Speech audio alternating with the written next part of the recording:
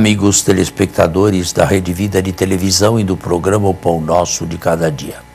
Há uma diferença entre Marcos, o primeiro e mais antigo dos evangelistas, e Mateus e Lucas. Em Marcos, Jesus, a primeira coisa que faz é escolher seguidores. Lucas, mais preocupado com a história e com a congruência, ao menos neste caso aqui, faz Jesus pregar sozinho durante algum tempo.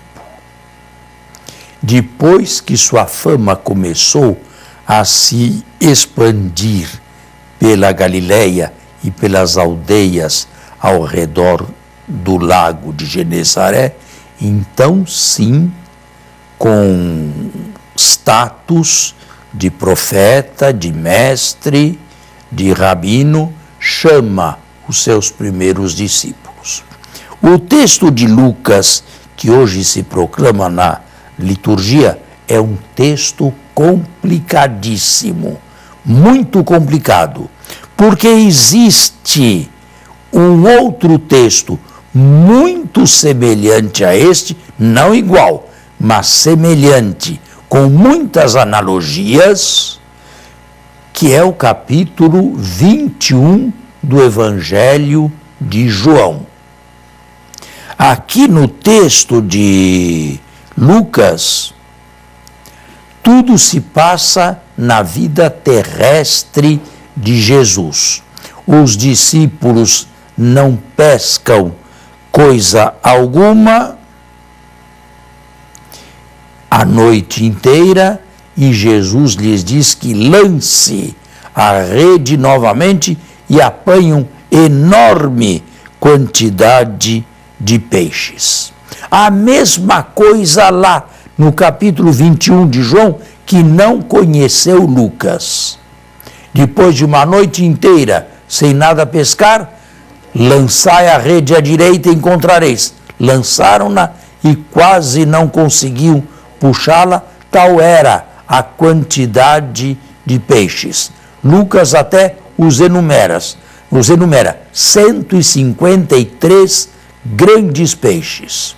O que não se entende bem é a confissão de fé de Pedro no texto lucano do capítulo 5, hoje proposto pela igreja e na vida terrestre de Jesus. É a primeira vez que Pedro se encontra com Jesus. Como explicar a sua reação? Afasta-te de mim, Senhor, porque sou um pecador. Bem, mas todos somos pecadores. Pedro não era nem melhor nem pior que cada um de nós. Isto fica bem melhor depois das negações, depois da paixão, depois da ressurreição e por ocasião de uma aparição a ele, Pedro, de Jesus ressuscitado. Então, sim, Pedro pode dizer: afasta-te de mim, porque sou um pecador. Depois de Jesus, por 3 vezes, lhe haver perguntado se o amava. E, em troca, cuida do meu rebanho. Em poucas palavras, haver dos maiores teólogos e exegetas um texto pós-pascal de Cristo ressuscitado foi transposto por Lucas para a vida terrestre de Jesus. E isto não é o único exemplo. Demos outro, mas Jesus diz a Pedro em Mateus: tu és Pedro, e sobre esta pedra edificarei minha igreja. Capítulo 16. Com muita probabilidade, Jesus fez isto depois de ressuscitado e, na transmissão do texto, isto foi colocado na vida pública de Jesus. O importante é saber que Pedro se tornou um pescador de homens e, na sua sequência, muitos outros.